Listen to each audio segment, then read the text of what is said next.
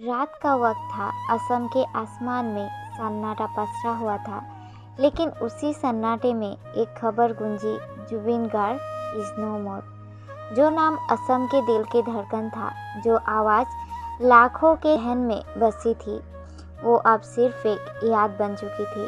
लेकिन क्या सच में ये सिर्फ एक हादसा था या इसके पीछे कुछ और छिपा है? कहानी शुरू होती है उस सूबे से जिसे नॉर्थ ईस्ट इंडिया का दिल कहा जाता है, असम, जहाँ कभी एक संगठन था, ULFA। उनका सपना था असम को भारत से अलग करना।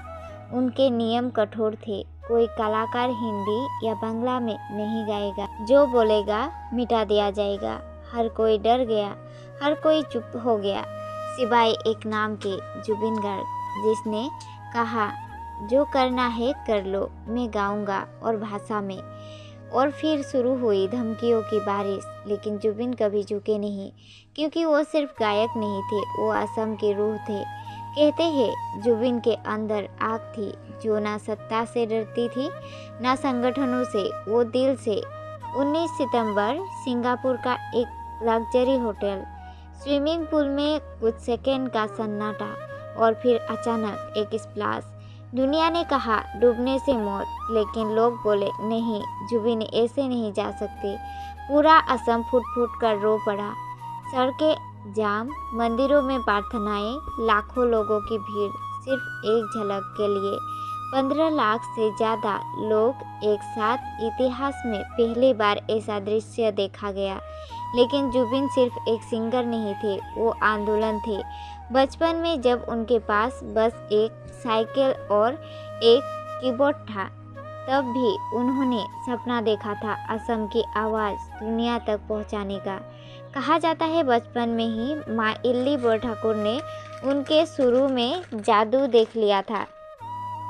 पिता मोहिनी मोहन खुद कवि थे, घर में कला बहती थी और जुबिन उसमें डूब गए थे। 1992 यूथ फेस्टिवल में गोल्ड मेडल, फिर एल्बम अनामिका, और देखते ही देखते वो बन गए असम के रॉक स्टार। रातों को रिकॉर्डिंग, दिन में सोना, एक ही रात में 16 गाने। जुबिन एक मशीन नहीं, एक तूफान थे। फिर मुंबई आए, बॉलीवुड को अपनी आवाज़ दी, लेकिन जब लोग नाम भूल गए तो उन्होंने कहा राजा को अपने राज्य में ही रहना चाहिए, और लौट गए असम, अपने लोगों के बीच। वो सिर्फ गायक नहीं, एक्टर, डायरेक्टर, मार्शल आर्टिस्ट भी थे। मुंजाई जैसी फिल्मों से नेशनल अवार्ड तक पहुँचे। हर फिल्म में अपना स्टैंड खुद किया, हर गाना अपनी रूह से जिया। लेकिन उसकी सबसे बड़ी ताकत थी उनकी मिट्टी। बाढ़ के समय खुद राहत पहुंचाई, NRC प्रोटेस्ट में सबसे आगे खड़े रहे, कोविड में अपना घर खोल दिया। कहते हैं वो सिंगर नहीं, सिपाही थे। आज लोग रो रहे हैं क्योंकि जुबिन ने सिर्फ गाने नहीं गाए, उन्होंने हर दिल को छुआ।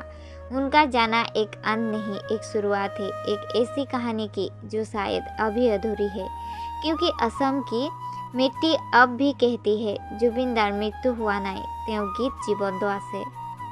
जुबिन मरे नहीं है, वो अपने गीतों में जिंदा है। आप जुबिन को कैसे याद करते हैं? कमेंट में ज़रूर लिखिए। #Justice for Zubeen Garg.